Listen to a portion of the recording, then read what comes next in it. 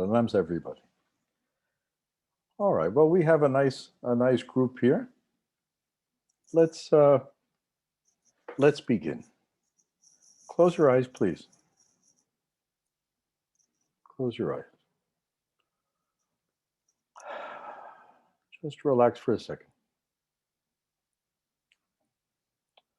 Om Asato Masad Gamaya Tamasoma Jyotir Gamaya Mrityormamritam Gamaya Om Shanti Shanti Shanti.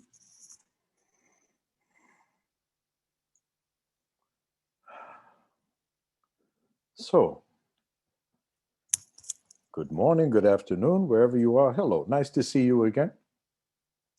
It's nice to have another satsang. Zoom has been a real friend, something that I think that Sri Yukteswar would understand very well, as he was talking about the Dwapara Yuga. But let's get to the topic of today.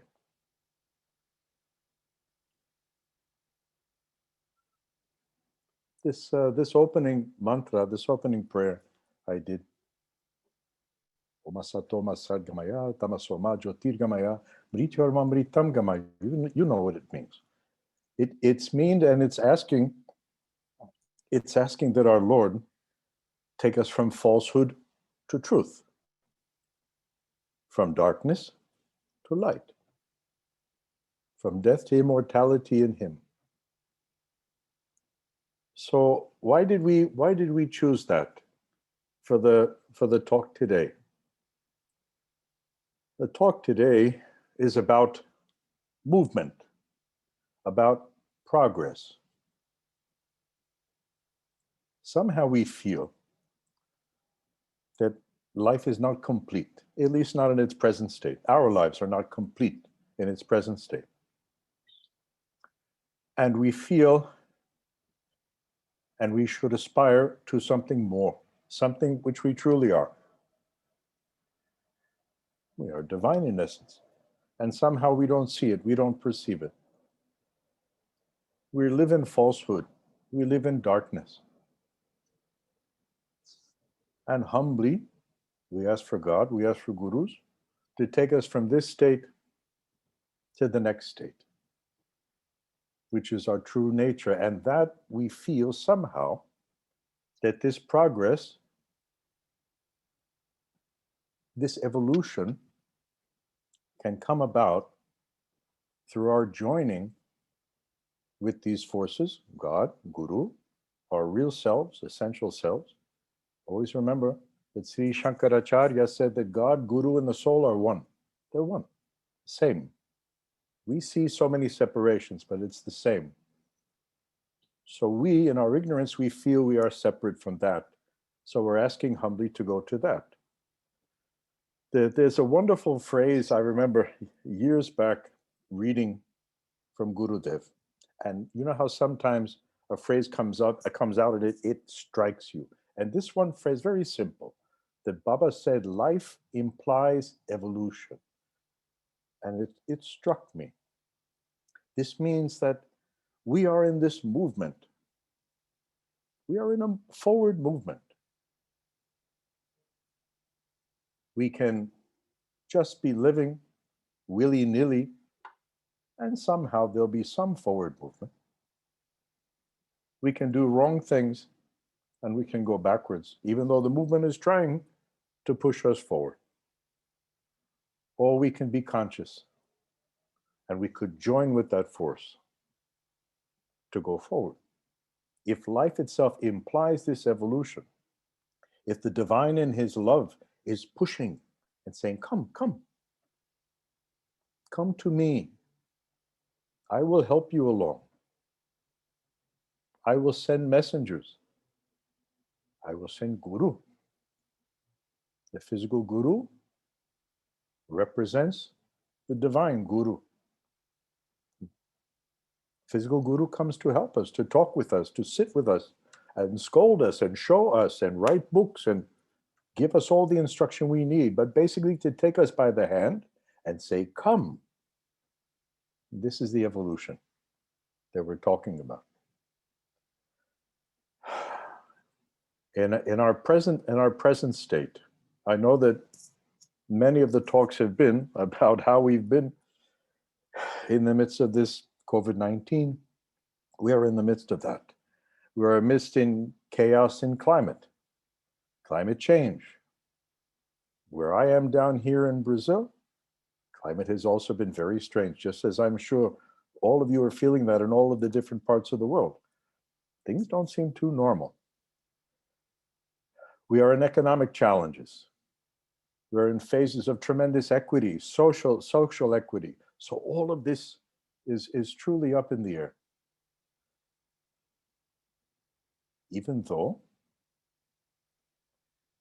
with God's love, He's pushing us to see this clearly. The other day I was listening to a video clip from Guruji about the Atma Vichara. Atma Vichara, you know, it's mostly related with Ramana Maharshi, the great sage from Arunachala. But what Guruji was saying is that this is an optimal time.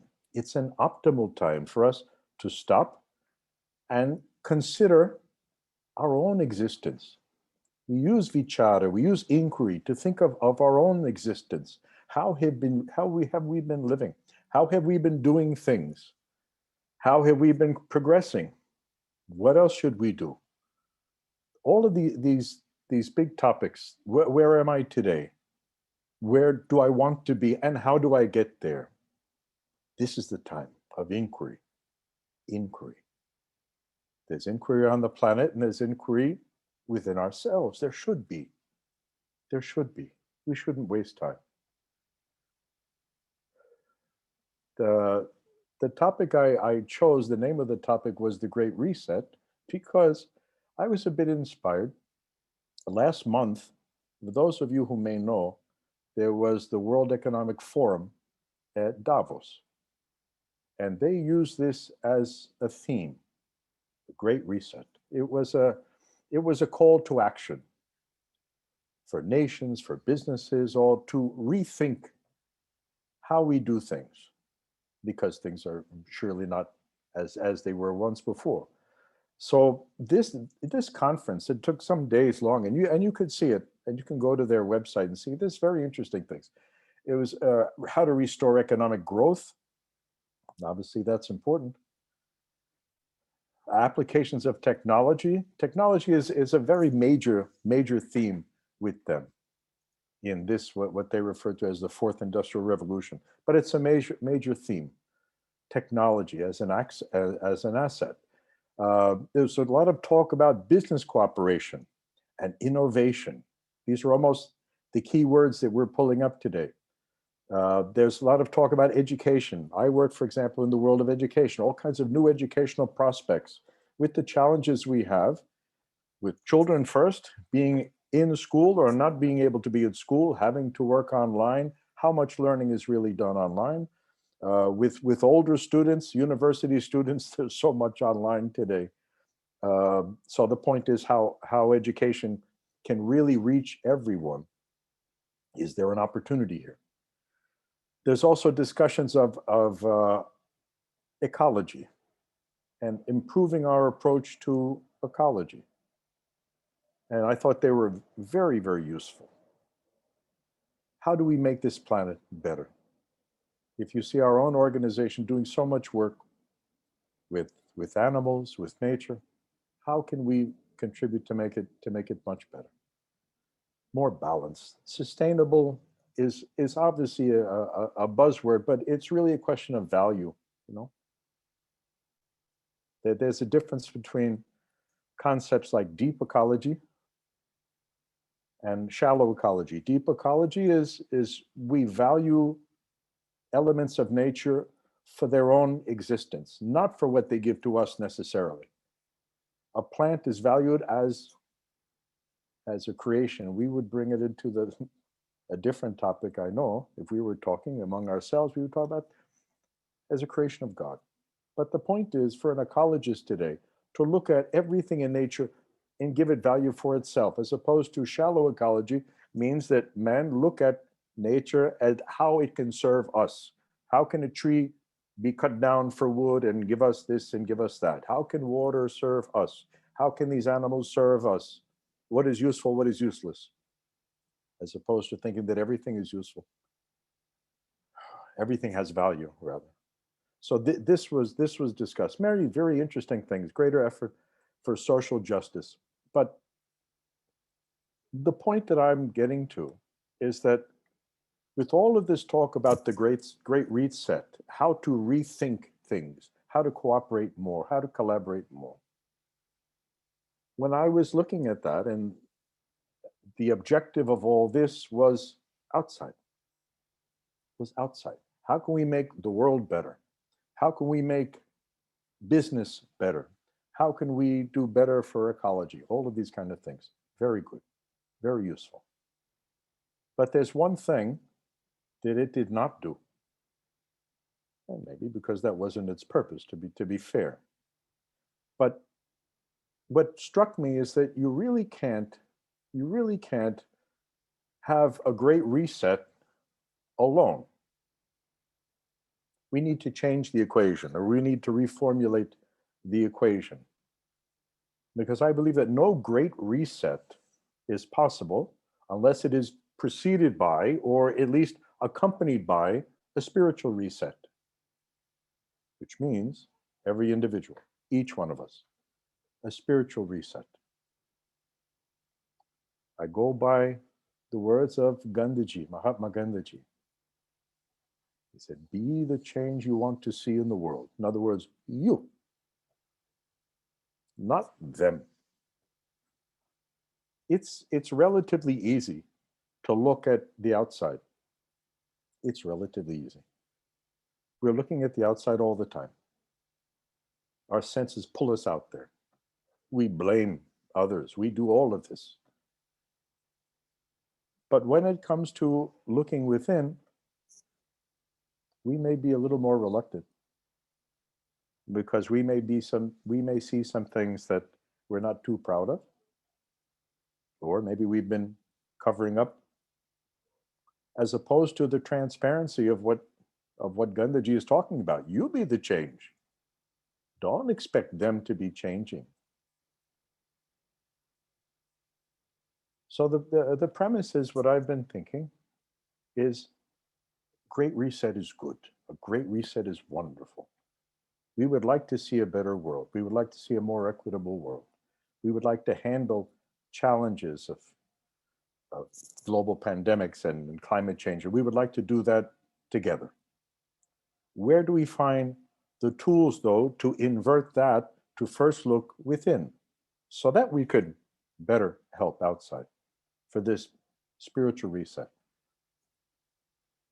And what I was coming to, I said, we should look for the tried and true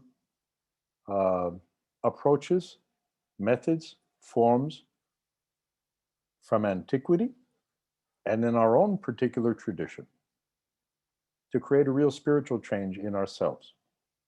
Most people that are here listening today, I believe, are Kriya Bans, or maybe some who would like to learn Kriya. And after the pandemic, we could have initiations going back again. But otherwise, people who are following some spiritual path and would like to study something on a bit of a deeper level. So if we look at our traditions, I would suggest first we look at the Yoga Sutras. That which is written so millennia behind us, how could that be brought to the fore? How can that be brought to the fore for today? If you look at the Yoga Sutras, you start with yama and niyama. They are principles on our own character and how that character is portrayed outside. So first of all, to look within. For what? To be good people. We should be honest. We should be truthful. we should look at how we do things. And let me just pull up something here, maybe even to make something a little more clear. The mask close by. COVID, movie the apartment keep left. Hello.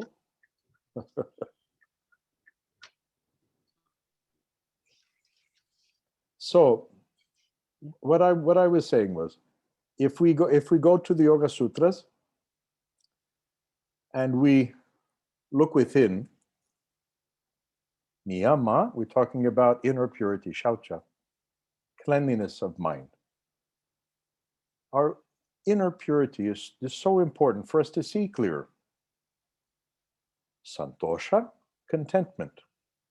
You may think, well, today is not so easy to be content, but here we are, for example, right now, we are having a satsang through many places throughout the world, through the grace of God, and He has brought even this technology so we could speak. To say, all right, well, what do I have as opposed to what don't I have? I may have a place to live, I may have a family, I may have some food, I may have some access to medical attention, I may have those things. Focus on what we do have, not on what is lacking. That's real santosha. And then the three, which also represent Kriya Yoga, is tapaha, svadhyaya, ishvara panidanani. So your tapaha means your self-discipline, perseverance. Perseverance. Svadhyaya is the study of self, self-reflection. And ishvara panidanani is this surrender. This is love and devotion to God. To build this pillar, this strength, this foundation, so that we can help outside. Outside, the yamas, let me just pull them up.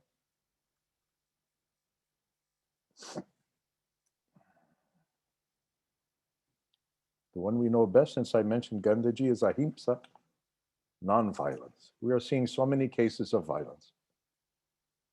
People who have lost their sense of reason, and they think that the best way to win an argument is to hurt someone. This goes out there, but it should not be us. That should not be our position.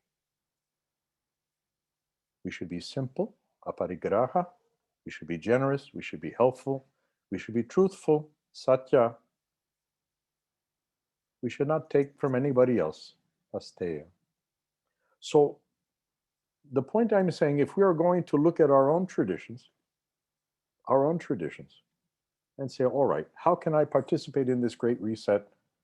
Let me look within, make my own spiritual reset. Let me make my inner foundation strong. To take this opportunity, to take this moment, to look within and say, no, I may have been doing this wrong or hiding this from myself. I shouldn't. There's no time for that. Time is of the essence now. Time is of the essence. This is the opportunity. As Gurudev always said, opportunity must not be neglected, for it may never return. So yes, if you're a Kriyaban, we will say practice more, meditate more, do more Mahamudras, do more bows, yeah. But even more fundamental to that, look within. Look within. How have you been up to now? This was the challenge that I heard from Guruji when he's referring to the Atma Vichara. Look within now. Because the moment is pressing us in, almost like a pressure cooker. It's focusing us within. Look within. How am I? And then how can I express the best of me to my community, to my family, to my country, to all of humanity? How can I do that? So we go back to those traditions, the Yoga Sutras. If we look at Kriya, most people I said are Kriyabans here. If we go to its simple principle of Kri and Ya, Kri and Ya. When we live our life, are we perceiving that He is the doer? The activity is going on. We are doing the activity. He is doing through us. Kriya and Ya. Once we know that he is the doer, then we know that all the results are from him, are for him. And we do the best we can. In return, God gives us what we need at that particular moment. To be a Kriyaban is to begin to perceive that we are surrounded by the divine in everything, in everyone, everywhere, and also within ourselves. Also within ourselves. When we begin to find that, then we could perceive that our role in this particular world is important. Just as this particular moment in our world is important, is essential. Have you thought that this phase comes by chance? I don't believe so. I don't believe so. If he is the doer and we are here, we should consciously do his work. We should seek him everywhere. Satchitananda. Sat, Chit, Ananda. Do we live our life perceiving these three? That there is something that exists. That which exists is conscious and intelligent. And that which exists that is conscious and intelligent is loving, is joined by love. Sat Chit Ananda. Do we search for Satchitananda every day? In every situation? He is there. He is there. A Kriyaban knows that. He is there. We would say he's hidden. Gurudev used to say God is hiding in every human being. But if we know that he is hiding, this is our purpose. We should say, yes, you are there. I know you are there. And I will not give up until I find you. Until I find you at every moment. And this is the moment. This morning in the satsang that we had here in Brazil, we were looking at and talking about the image of Kali, Kalima, stepping on Shiva. Kalima, as you know, when you look at her, what a ferocious image. Someone who doesn't understand may think of how can Ramakrishna Paramahamsa have such love for her? How can Gurudev have so much love for her? Look at the image. Ferocious, with her tongue out, with her eyes wide, with her hair wild, with weapons, with heads around her neck. We wouldn't understand. But an interesting thing I heard from Guruji was this. He said, if you look at the image of Kalima, where do you look? Where do you look?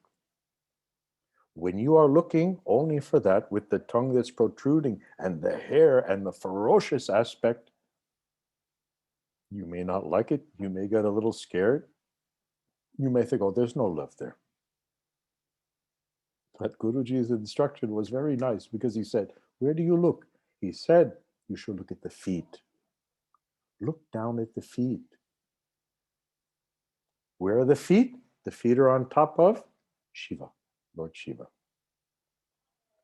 This whole image of Kali Ma and Shiva is creation itself.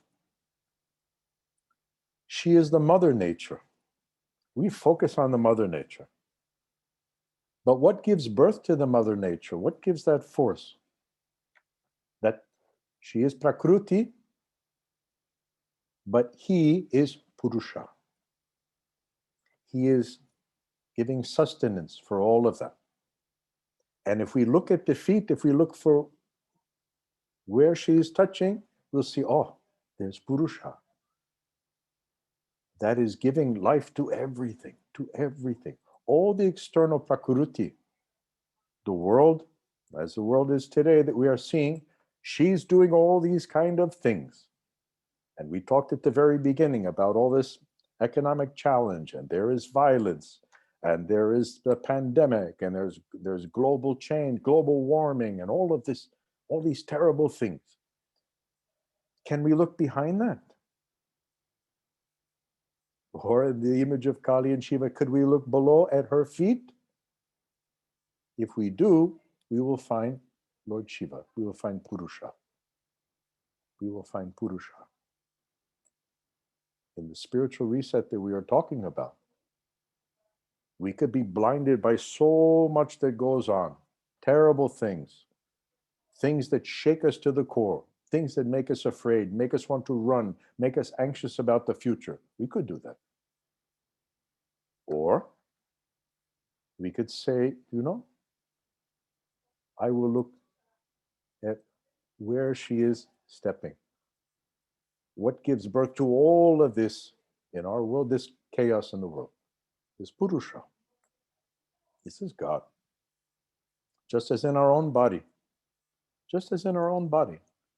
We look at the form is changing. Sometimes we're sick, sometimes we're healthier. We see we're getting a little old, some of the hair is falling out, teeth are getting loose, all of this. In the end, it's just Prakriti. What animates this form? Purusha. So just as when we see an image of Kali stepping on Shiva, we should look for Purusha. Behind all of that, that's our message. That's our lesson. That's where real devotion comes from. So we see Divine Mother, as Mother Nature, we say, oh Mother, I understand you. Show me how to be a good son, how to be a good child. Show me how to do my best. I am still here. The same as in this world, I am still here. Show me, how can I contribute? Where should I contribute? By bringing out the best in me, and the best within me is my essence, my Purusha. And bring that out. If I do, I can contribute to my family. I can contribute to my community, to my nation, to my country, to all of humanity. I can contribute to all of Mother Nature, to the forest, to the oceans, for the trees, for the creatures. I can contribute. I can do something. I can participate in the Great Reset if I begin from the spiritual reset. If I change myself. If I change how I do things. If I eliminate some of the things that I may have been avoiding for years and years. I may have been a bit blinded to myself. We don't like to look within so much. The spiritual life is one that does not run from challenge. Not the real spiritual life. Outside could seem very nice, proper clothes, some nice incense and flowers. That's all very nice. But the real spiritual life is having the courage to change.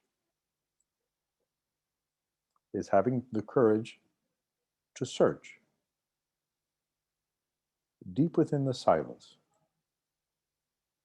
Deep. To find our essence. With Kriya Bandhs, we would say, light, sound, vibration, he is there. He is there. In initiation, we tell people, yeah. Can you perceive sound? Can you perceive some light? Can you perceive some vibration? People will say, oh yeah, oh, that's cool. It's nice. Yeah. As if it was some external thing. The Kriya Bandh, who practices for more time, says no. These are his qualities. He is the light. He is the sound. He's the vibration. Oh, my Lord, you are in everything, everywhere. When I perceive that, I perceive you. And I am to perceive you within me. This is our real reset. This is our real search within. And not to give up until we achieve the goal.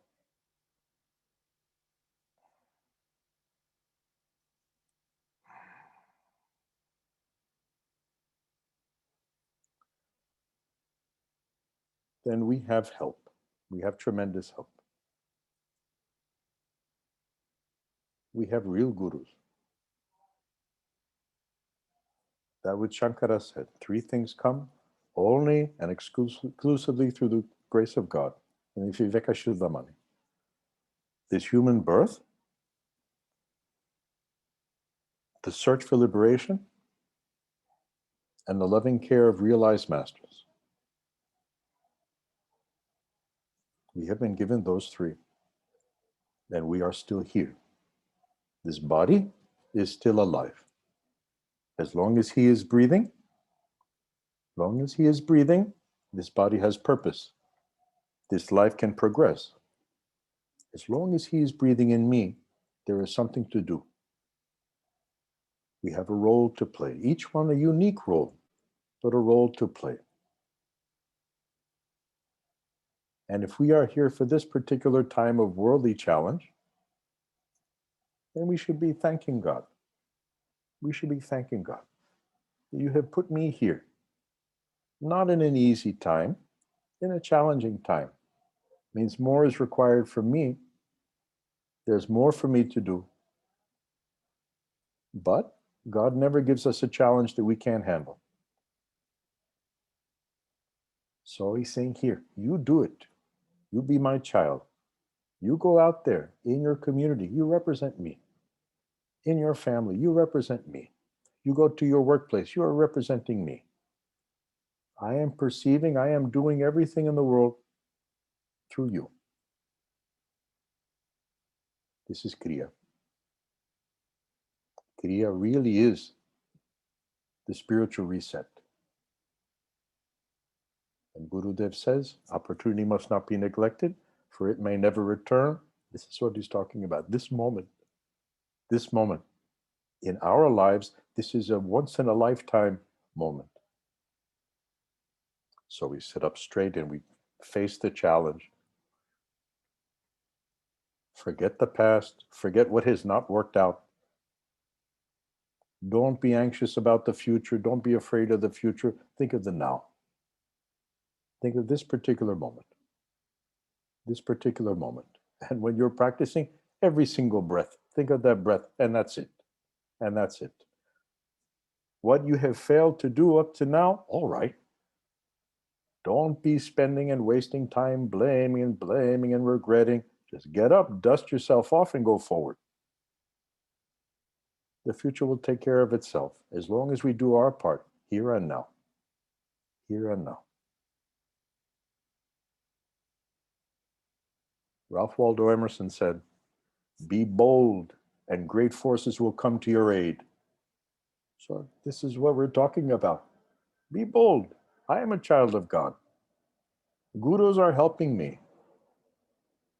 And I will seek that who I truly am. And in doing that, I will help the entire world. In doing that, I will help the entire world. So we're on this path. So these are the thoughts that came to me when I saw the World Economic Forum and all the discussions going on. Very nice talks. Good people, but focused outside. That's necessary. But to make that real, we should really start within. Turn it in. Change. Transform yourself, transform your world on a better way and a more solid way. And the best way to do that is for me to stop talking and for us to start meditating a little bit. We have a little time. Meditation in silence is much more eloquent. True? So, everyone please sit straight. Close your eyes. Close your eyes. The breath that is coming through the nostrils, this gentle breath, perceive it as much more. Gurudev would say, Your breath is my presence. This breath is not just some oxygen coming through. This is our connection with the divine. Bringing prana, bringing life force. This is true. With eyes closed, you're feeling only the breath. Gentle breath first. Just perceiving it. And learning to love God in every breath. Oh, my Lord, you are breathing in me. There is something for me to do. There is something for me to perceive. Let me be an active participant and an active observer in life itself. Feeling that breath. Now begin to take slow, long, deep inhalations. And slow, long, deep exhalations. Inhale, slow, long, deep. Exhale, slow, long, deep. Inhale, slow, long, deep. Oh, Lord. Exhale, slow, long, deep. Continue like this. Continue like this. But the inhale, add love. Exhale, add peace. This divine force is love, and this divine force is peace. It's compassion, it's patience. It's never giving up. Inhaling, exhaling.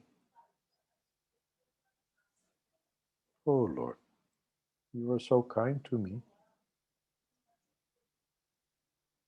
You're showing me how. Let me do my part. Give me the courage to do my part to the best of my ability. To the very best of my ability. Keep this inhalation, exhalation with love, with peace. Slow, long, deep. Slow, long, deep.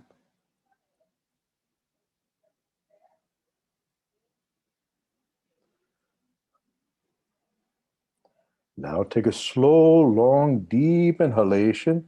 Inhale, hold, and now let's bow as far as you can. Exhale. Focusing on the breath, still focusing on the breath. Oh Lord. I humbly bow. I ask for more discipline. I ask for more perseverance. Give me deeper perception. And give me deeper love so that I can perceive you everywhere, in everything, in everyone, and also within myself. You are there.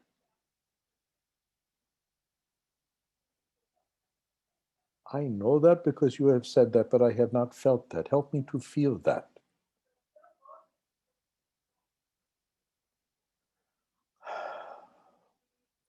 Dhyanamulam Guru Murti, Pujamulam Guru Padam, Mantramulam Guru Vakyam, Mokshamulam Guru Krupa, Guru Brahma, Guru Vishnu, Guru Devo Maheshwaraha, Guru Sakshat Param Brahma, Tasmai Sri Gurave Namaha. Guru is Brahma, creating our spiritual life. And Guru is Vishnu, guiding, sustaining, protecting. And Guru is Shiva, helping us transform. And Baba would always ask, what is your change? What is your change? So we should ask ourselves, what is my change? How do I bring about this great spiritual reset? I must change. I must change. And this is the opportunity to do that. Feeling that breath. He is in the breath. Oh, my Lord. You are in that breath.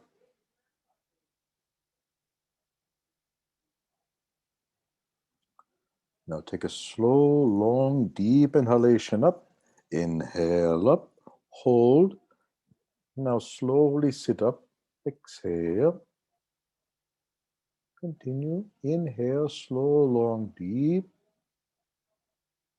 Exhale, slow, long. Inhale, slow, long, and deep. Exhaling, same.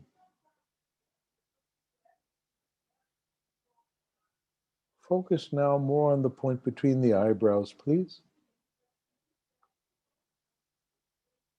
Bring in your inhalation with love. Exhalation with peace.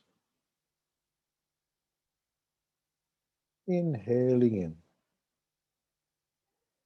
Feeling that breath in the cave of Brahma. In the center of the brain. Oh Lord. Gentle breath is there. Loving breath is there. Peaceful breath is there. Inhaling, exhaling, normal conscious breathing now. Gentle breathing, gentle breathing. More subtle. Gentle breathing. Feel how this breath on the inhale is nourishing every single cell within the body. All the systems are interacting through this breath.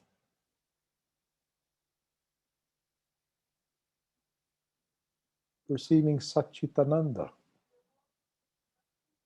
Perceiving that this energy exists, this vital energy, divine energy exists. It is conscious. Just like every organ in my body is conscious. The liver knows what to do. The kidneys know what to do. This is divine energy.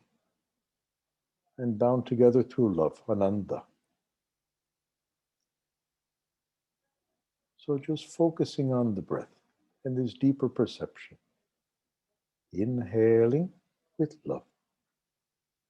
Exhaling, peace.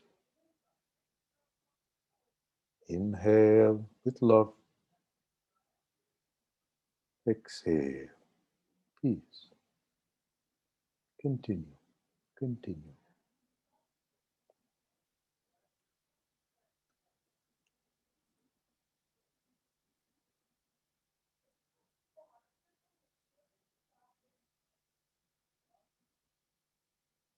Using the breath to control the mind. So the mind only thinks of one thing, the breath itself. There is no yesterday. We are not filled with memories of the past, with regrets or triumphs.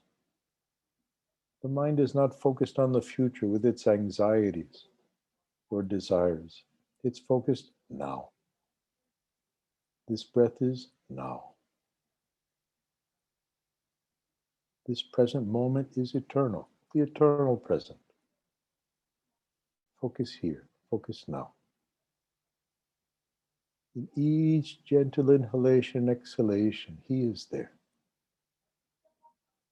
helping us go deeper, a little deeper.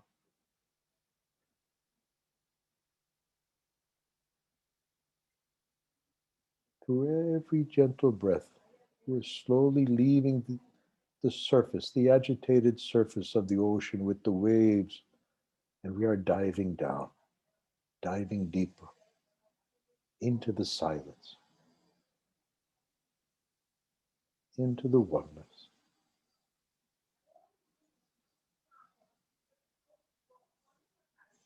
Into a deeper calmness. Meditating now in silence for a few moments. Silence of words, from me and silence of thoughts within you. Just the breath, just the breath. Dive. Go deeper.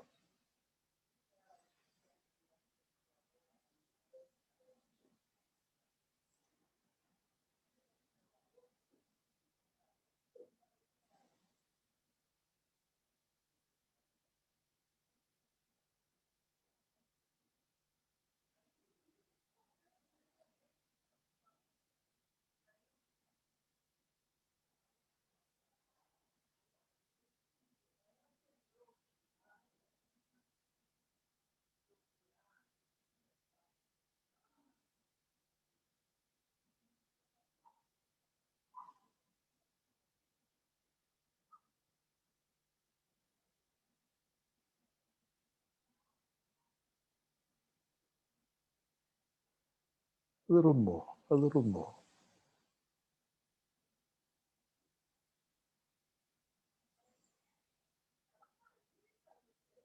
Nothing but the breath and the gentle perception of that breath into the deeper stillness.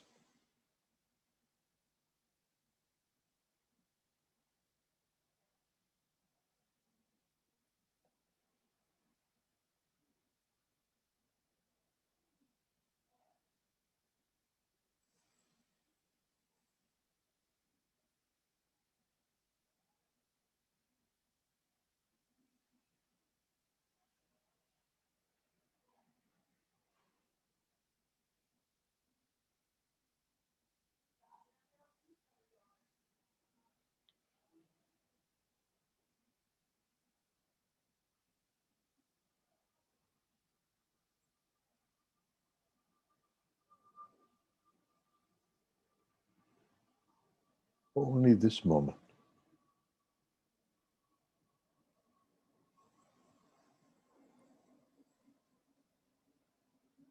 Only this connection with divinity in each tiny breath, gentle breath, loving breath.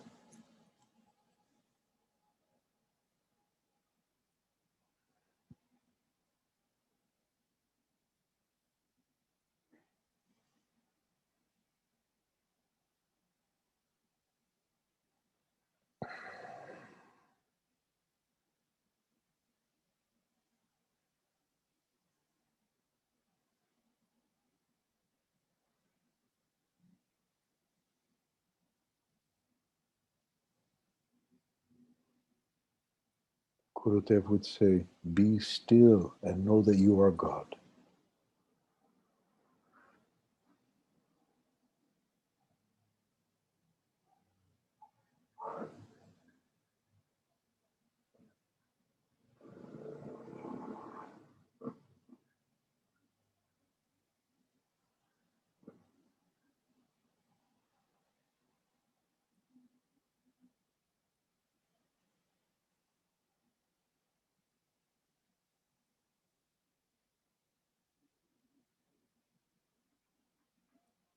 Sarvam Kavitam Brahma. Everything is Brahma.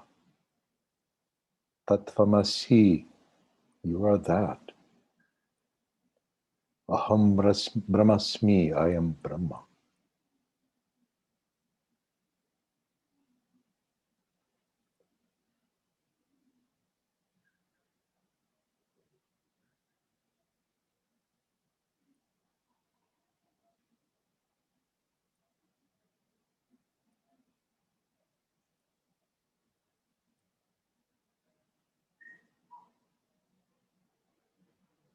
Change our attitude. Change our behavior. Participate as he would want us to.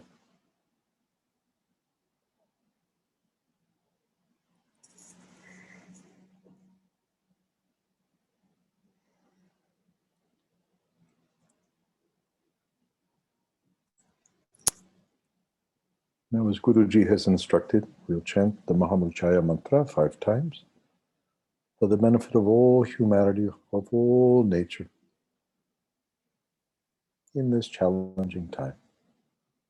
Om Trayambakan Jajamahe Songandin Pushti Vardhanam Urvarukamiva Bandharat Mrityormukshiyam Amritat Om Trayambakan Jajamahe Sungandhin Pushti Vardhanam Urvarukamiva Bandharat Mrityormukshiyam Amritat Om Trayambakan Jajamahe Sungandhin Pushti Vardhanam Urvarukamiva Bandharat Mrityormukshiyam Amritat Om Trayambakan Jajamahe Sungandhin Pushti Vardhanam Urvarukamiva Bandharat Mrityormukshiyam Amritat Om Trayambakan Jajamahe Sungandhin Pushti Vardhanam Urvarukamiva Bandharat Mrityormukshiyam Amritat Om Shanti Shanti Shanti Shanti, peace for our families, and Shanti for our communities, peace for our countries, all the nations of the world, all of humanity, peace. Peace to the natural world, peace to all the creatures, all the plants, all the animals, peace in the oceans, the forests, the mountains, peace throughout the universe. God is love, God is peace. Om Purnamada Purnamidam Purnat Purnamudachyate Purnasya Purnamadaya Purnameva Vasishyate. Om Shanti Shanti Shanti.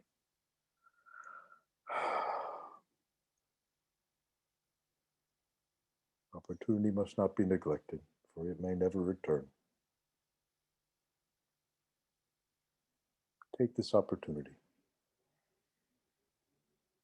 Each one within ourselves, a spiritual reset, so that we can contribute better on more solid ground outside.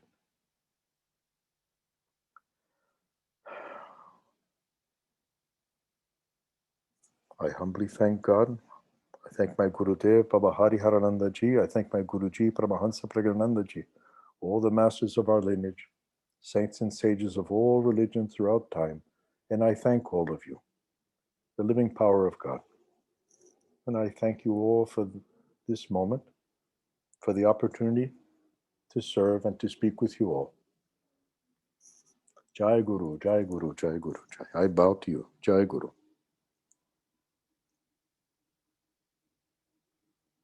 Until next time, Jai Guru.